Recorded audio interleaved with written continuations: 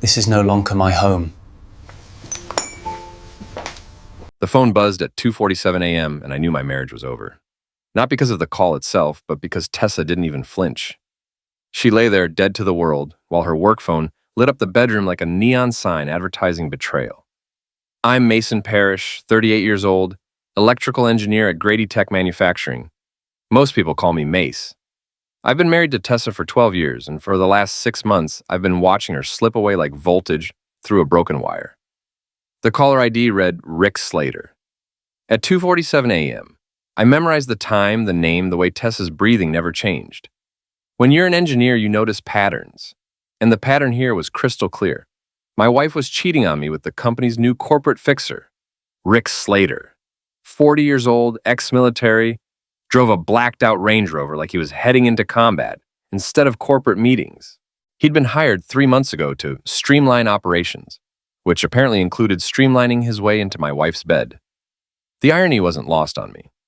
Tessa was head of HR at her father's company, the same company where I'd worked for 15 years, climbing from junior technician to senior electrical engineer. I knew every wire, every circuit, every security camera in that building, and now I was going to use all of it. But first, I needed proof. Real proof, not just late-night phone calls and the smell of unfamiliar cologne on her clothes. The next morning, Tessa rushed through breakfast, checking her phone every 30 seconds. "Another emergency meeting?" I asked, stirring my coffee. "You know how it is," she said without looking up. "Dad's been pushing these efficiency reviews. Rick thinks we can cut costs by 20% if we restructure the maintenance department." Rick thinks. Everything was Rick thinks these days. "Funny," I said. "I talked to Donnie yesterday. He's the union rep for maintenance. He said there haven't been any efficiency reviews scheduled." Tessa's fingers froze over her phone screen for just a second, just long enough for me to catch it. "Well, maybe they're preliminary discussions," she said. "You know how corporate planning works?" I knew exactly how corporate planning worked. I also knew that Tessa's father, Walter Grady, never made moves without documentation. The man documented his lunch orders. After Tessa left, I called my sister Shelby. She worked in the accounting department at Grady Tech, 3 floors up from my workshop. "Hey, Mace. What's up? I need a favor. Can you check the conference room schedules for the last month? See if there have been any late meetings involving Tessa and Rick Slater." Shelby was quiet for a moment. "Mace, are you sure you want to know?" "I'm sure. Give me an hour." An hour later, Shelby called back. "There haven't been any official meetings between Tessa and Rick after 5 p.m. in the past month, but the parking garage security logs show both their cars staying until after 8 p.m. at least 12 times. 12 times. 12 nights when Tessa came home late, claiming emergency meetings that never existed. "There's something else," Shelby said. "I was talking to Quinn from HR yesterday. She made some joke about Tessa training Rick for the top job on and off the clock. I thought it was just office gossip, but now..." Quinn Martinez was Tessa's best friend and deputy in HR. If she was making jokes about Tessa's affair, it wasn't a secret anymore. It was office entertainment. That afternoon, I did something I'd never done in 15 years at Grady Tech. I used my security clearance for personal reasons. The building's security system was something I'd helped design and install. Every badge swipe, every camera angle, every electronic lock. I knew the system better than anyone, including the fact that the parking garage cameras had audio recording capabilities that most people didn't know about. I pulled the footage from the previous Thursday night. Tessa's car, a white BMW, parked next to Rick's Range Rover on level B2. At 8:20 p.m., they both got out of their cars. And then Rick pressed Tessa against the concrete wall and kissed her like the world was ending. The audio picked up everything. "We need to be more careful," Tessa said, breathless. "Your husband's just a technician," Rick replied. "He's not going to figure anything out. Besides, once your father promotes me to VP, we can make this official." "What about Mason? What about him? You said yourself he's going nowhere. Still in the same job he had 5 years ago, still happy to play with wires while real men make real decisions." I watched my wife laugh at that, actually laugh. I saved the video to 3 different secure drives, then sat in my truck in the employee parking lot for 20 minutes, staring at nothing. Tessa thought I was going nowhere. Rick thought I was just a technician who played with wires. They were about to learn what this technician could do when he stopped playing. The first step was Walter Grady, Tessa's father was a hard man who'd built his company from nothing. He valued loyalty above everything else, and he had zero tolerance for employees who mixed business with pleasure. I didn't go to his office. That would have looked like I was trying to cause trouble. Instead, I did something much simpler. I called the company's main switchboard and asked to be transferred to Walter's direct line. When his secretary answered, I said, "This is Mason Parrish from engineering. I need to speak with Mr. Grady about a security issue."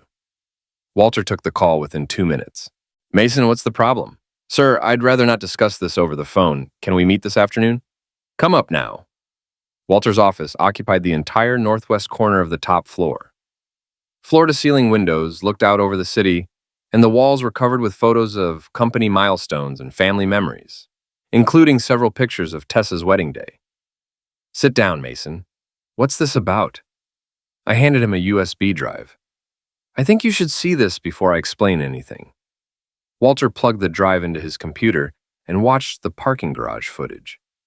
His face didn't change expression, but his knuckles went white as he gripped his desk. When the video ended, he was quiet for a long moment. "How long have you known?" he asked. "I suspected for months. I confirmed it yesterday." "What do you want me to do about it?" "Nothing, sir. This is a family matter between Tessa and me, but Rick Slater is discussing company promotions and business decisions in the context of a personal relationship with your daughter. I thought you should know." Walter nodded slowly. "You're right, I should know." He looked at me directly. "What are you going to do about your marriage?" "I'm going to end it, but I wanted you to hear this from me first, not from office gossip." "I appreciate that." Walter stood up and walked to the window. Rick Slater was supposed to present his efficiency recommendations to the board next week. I think that presentation just got canceled. I left Walter's office and went back to work. For the first time in months, I felt like I could breathe again. The explosion happened the next morning. I was in the workshop reviewing electrical schematics when Donnie burst through the door. "Holy heck, Mace. Did you see what happened upstairs?" "What are you talking about?" "Your wife just got fired. Security escorted her out 20 minutes ago." I set down my coffee cup very carefully and what? Walter called an emergency meeting with all the department heads. Tessa and Rick were both there. Nobody knows exactly what was said, but people heard shouting. Then Walter announced that Tessa was being terminated for conduct incompatible with company values, and Rick was being terminated for violation of professional ethics. Donnie sat down on a workbench. "But here's the crazy part. Walter promoted your sister Shelby to head of HR, effective immediately. Apparently she's been quietly handling half of Tessa's workload for the past year anyway." I should have felt vindicated. Instead, I just felt empty. "There's more," Donnie said. "Quinn Martinez is telling everyone that Tessa tried to argue with her father in front of the entire board. Said some things that can't be taken back." "Like what?" "Like accusing him of sabotaging her career out of jealousy, and saying that Rick was twice the businessman Walter ever was." I closed my eyes.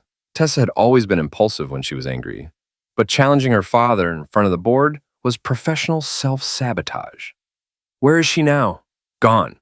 Security walked her to her car and made sure she left the property. Rick, too." My phone buzzed. A text from Tessa. "We need to talk. Come home now." I looked at Donnie. "I guess I'm going home." "You want me to come with you?" "No, this is something I need to handle alone." The drive home took 15 minutes. 15 minutes to prepare for a conversation that would end my marriage and probably destroy what was left of my relationship with Tessa's family. But when I walked into our house, Tessa wasn't angry. She was crying. She sat at the kitchen table, still in her business suit, makeup streaked down her cheeks. Her company laptop and badge were in a cardboard box by the door. "How could you do this to me?" she asked without looking up. "I didn't do anything to you, Tessa. You did this to yourself. You went to my father. You showed him that video." "Yes, I did."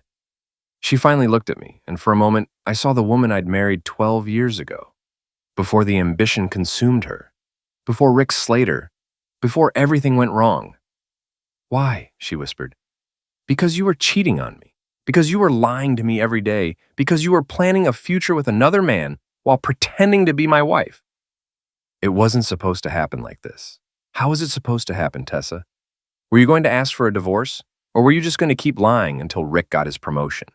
She didn't answer, which was an answer in itself. I sat down across from her.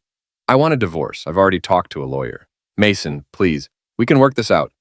Rick doesn't mean anything to me. It was just what? Just love? Just ambition? Just 12 nights in the parking garage talking about how I'm going nowhere? Her face went pale. You heard that? I heard everything. We sat in silence for several minutes. Outside, I could hear our neighbor mowing his lawn, the sound of normal life continuing while mine fell apart. What happens now? Tessa asked. Now you find somewhere else to live. The divorce papers will be filed Monday morning. We'll split everything fairly, but I'm keeping the house. And Rick? What about Rick? Are you going to do anything else to him? I looked at my wife, my soon-to-be ex-wife, and realized she was afraid. Not of me exactly, but of what I might be capable of.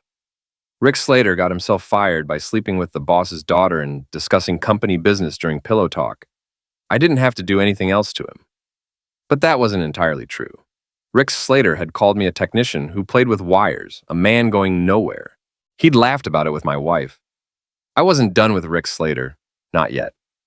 Tessa moved out that weekend. She rented a small apartment across town and took only her personal belongings. We barely spoke during the process, communicating mostly through lawyers. The divorce proceedings were straightforward. No children, no major assets except the house, no contested property. Tessa didn't fight me on anything, probably because she knew that fighting would mean more public exposure of her affair. But Rick Slater wasn't content to disappear quietly. 3 weeks after getting fired, he started calling me. First, it was attempts at reconciliation. Mason, we need to talk, man to man. I hung up. Then it escalated to threats. You cost me my job, you son of a witch. You have no idea what you've started. I saved the voicemails and forwarded them to my lawyer. Finally, Rick tried a different approach. He showed up at my house on a Saturday morning, parked in my driveway like he belonged there. I watched him from the kitchen window as he got out of his Range Rover and walked to my front door. He was dressed casually, jeans and a polo shirt, but he moved with the aggressive confidence of someone accustomed to getting his way. The doorbell rang. I opened the door but didn't invite him in. What do you want, Rick? I want to talk. 5 minutes. You've got 2. He smiled, but it didn't reach his eyes. You think you won something here, don't you? You think destroying my career and breaking up your marriage makes you some kind of hero. I think you destroyed your own career by sleeping with your boss's daughter. I just provided the documentation. Documentation. Rick stepped closer. You mean spying. You mean using company resources to stalk your own wife. I mean using security footage to document employee misconduct, which, as a senior engineer with security clearance, I'm authorized to do. Rick's smile faded. You're a petty little man, Mason. You always were. Tessa told me how you held her back, how you never had any ambition, any drive to be something more than a glorified electrician. And yet, I'm the one who still has a job. That hit home. Rick's face flushed red. This isn't over, he said. Yes, it is. I closed the door and watched through the window as he got back in his Range Rover and drove away. But Rick was right about one thing. It wasn't over. 2 days later, I got a call from Shelby. Mace, we have a problem. Rick Slater has been calling clients trying to poach business. He's telling them that Grady Tech is financially unstable and that he can provide the same services through a consulting firm. Is that legal? Probably not. He signed a non-compete agreement, but he's also spreading rumors about you specifically, saying you're emotionally unstable, that you can't be trusted with sensitive projects. I felt something cold settle in my stomach. What kind of rumors? He's claiming that you used your security access to spy on employees, that you're a security risk. He's trying to get you fired, Mace. Rick Slater wasn't just trying to rebuild his career. He was trying to destroy mine. That afternoon, I had a meeting with Walter Grady. Mason, I want you to know that Rick Slater's accusations are completely without merit. You acted appropriately in bringing the security footage to my attention, and your job is not in jeopardy. Thank you, sir. However, Rick's attempts to damage our business relationships are becoming a serious problem. Our legal team is preparing a cease and desist order. But I wanted to ask you directly. Is there anything else you can tell me about Rick that might help us build a stronger case? I thought about that question for a long moment. Walter was asking if I had more ammunition against Rick Slater, And as it happened, I did. Sir, I'd like permission to conduct a more thorough review of Rick's activities while he was employed here. If he's trying to damage the company now, there might be evidence that he was planning this while he was still on the payroll. Walter nodded. You have my permission. And Mason, if you find anything actionable, that I want to know immediately. That night, I went back to the office. The building was empty except for security guards, and my badge gave me access to every floor, every server room, every database. Rick Slater had been careless. Very careless. His company computer, which had been wiped and returned to IT, still had recoverable data in the temporary files, including email drafts that were never sent but were automatically saved. Email drafts to competitors, offering to sell Grady Tech's client list and project specifications. Email drafts to potential investors outlining a business plan that was essentially a copy of Grady Tech's 5-year strategic plan. And most damaging of all, email drafts to Tessa, discussing their plan to push Walter into early retirement so that Rick could take over the company with Tessa as his partner. It wasn't just an affair. It was corporate espionage and conspiracy. I printed everything, made digital copies, and prepared a comprehensive report. But before I turned it over to Walter, I decided to give Rick one last chance to walk away quietly. I called him the next morning. Rick, this is Mason Parrish. What the heck do you want? I want to offer you a deal. Stop calling our clients, stop spreading rumors about me, and leave town. Do that, and this ends here. Rick laughed. You're in no position to make deals, Mason. By the time I'm done, you'll be lucky to get a job fixing toasters. I found your emails, Rick. The line went quiet. What emails? The ones where you planned to sell our client list to competitors. The ones where you outlined stealing our strategic plan. The ones where you and Tessa discussed forcing Walter into retirement.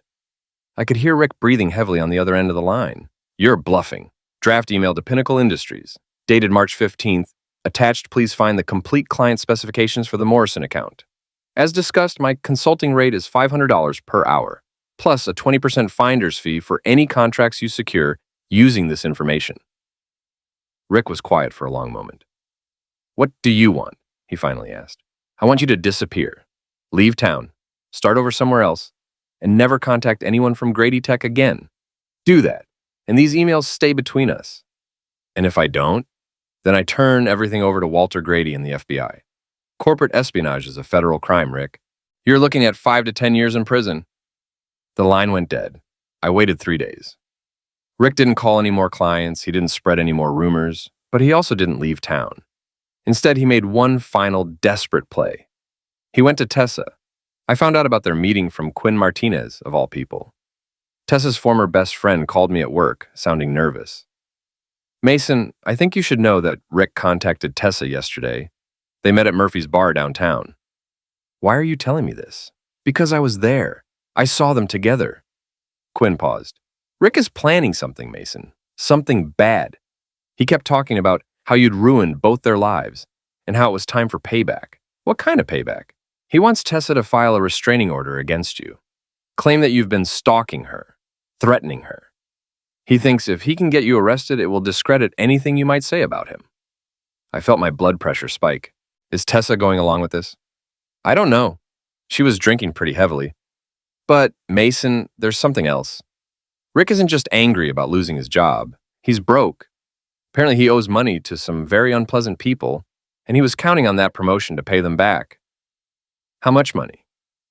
I heard him tell Tessa it was over $100,000, gambling debts. After Quinn hung up, I sat in my office and tried to think clearly. Rick Slater was desperate, which made him dangerous. He was planning to frame me for stalking, which could cost me my job and possibly land me in jail. But Rick had made one critical mistake. He'd involved Tessa in his scheme, and Tessa had never been good at keeping secrets. I called my lawyer and told him to expect a false restraining order petition. Then I called Walter Grady and scheduled another meeting. Sir, Rick Slater is planning to escalate his attacks on the company. I think it's time to turn over everything I've found to the authorities. Walter reviewed the evidence I'd compiled. The recovered emails, the client contact logs, the strategic plan theft. His face grew darker with each page. This is enough to destroy him, Walter said. corporate espionage, attempted fraud, conspiracy. He'll go to prison. Yes, sir. And my daughter was involved in this? That was the question I'd been dreading. The email suggests that Tessa was aware of Rick's plans to push you into early retirement, but there's no evidence that she knew about the client list or the strategic plan theft. Walter was quiet for a long moment.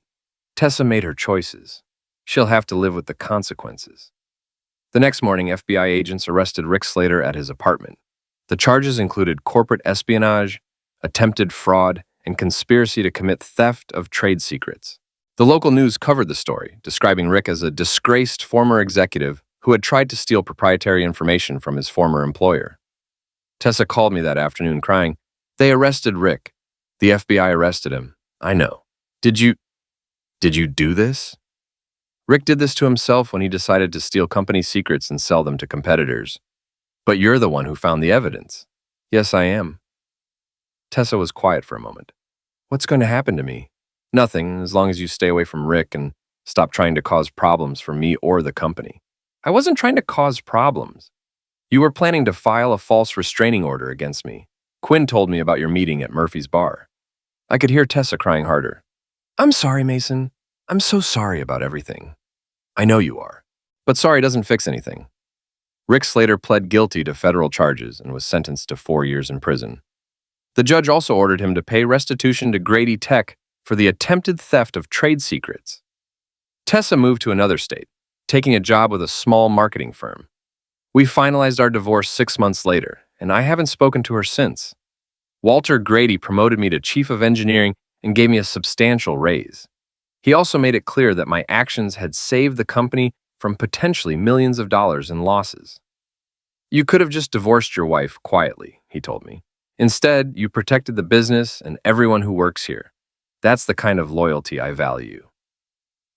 6 months after Rick's arrest, I was working late in my office when the security desk called. Mr. Parrish, there's someone here to see you. Says his name is Tony Marconi. I didn't recognize the name, but something about the guard's tone made me curious. Send him up. Tony Marconi was a small, well-dressed man in his 60s.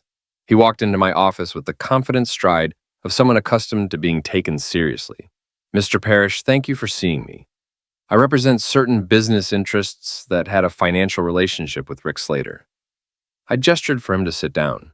What kind of business interests? The kind that don't like it when people owe them money and then go to prison instead of paying it back. I felt a chill run down my spine.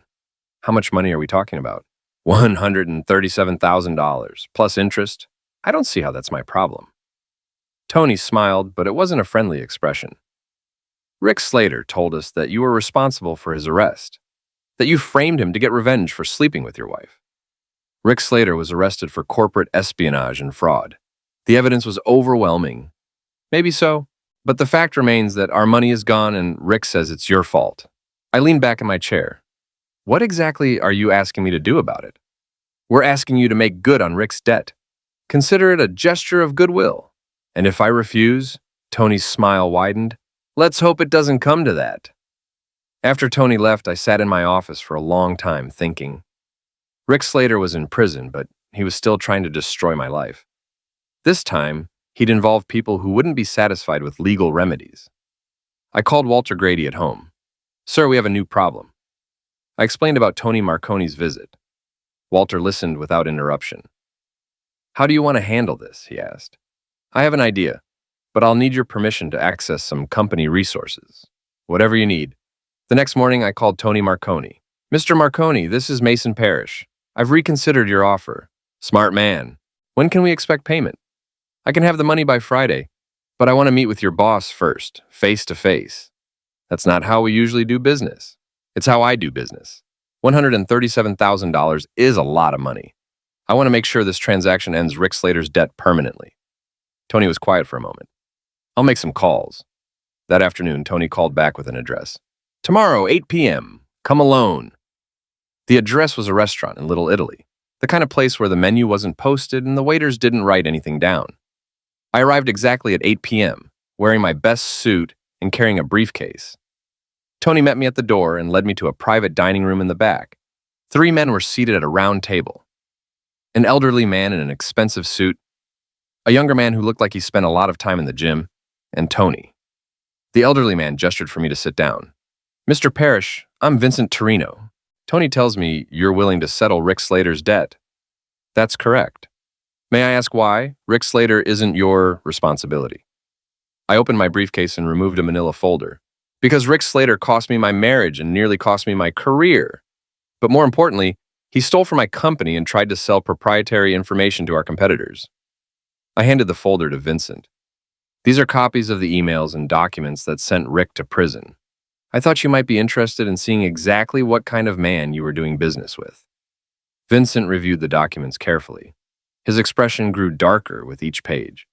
Rick was planning to steal trade secrets and sell them? Yes. He was also planning to defraud his employer and manipulate a family business to serve his own interests. Vincent closed the folder and looked at me directly. Mr. Parrish, men like Rick Slater give all of us a bad name. They have no honor, no respect for the people who trust them. He pushed the folder back across the table. Keep your money.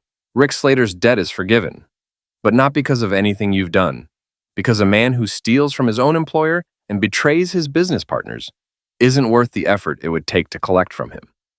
Vincent stood up, and the meeting was over. One more thing, he said as I reached the door. If Rick Slater ever gets out of prison and causes you any more problems, you let Tony know. We don't forget people who show us respect. I walked out of that restaurant feeling lighter than I had in months.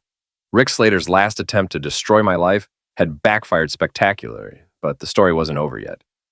2 weeks later, I got a call from the federal prosecutor who had handled Rick's case.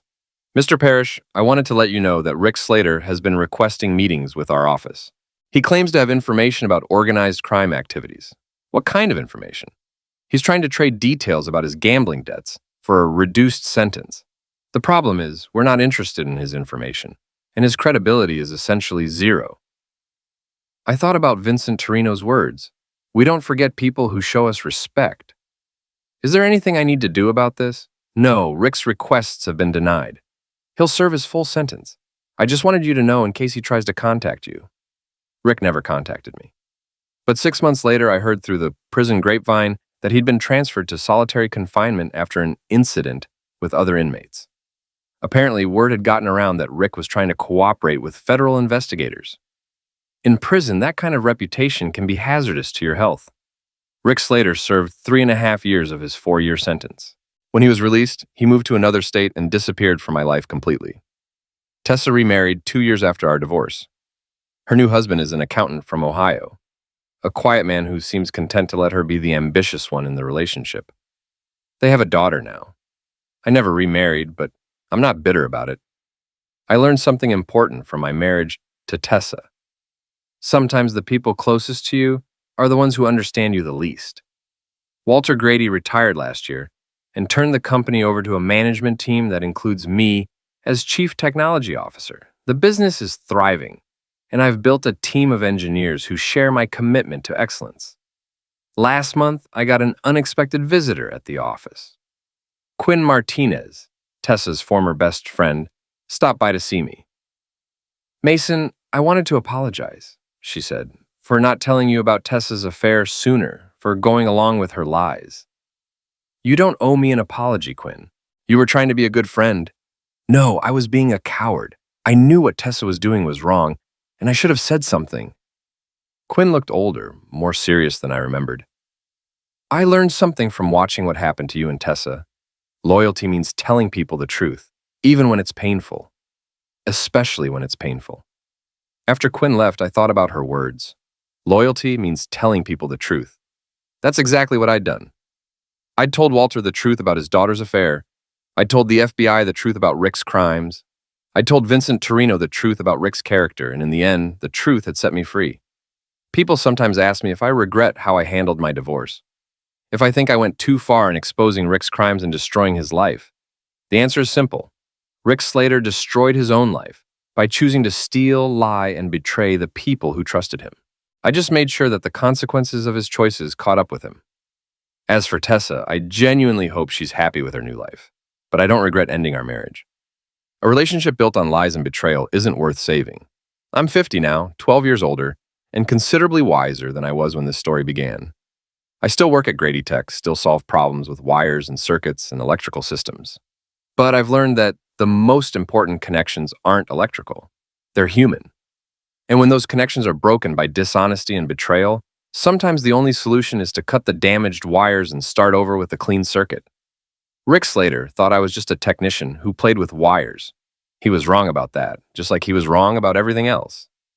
I'm an engineer, and engineers don't just play with wires. We fix what's broken.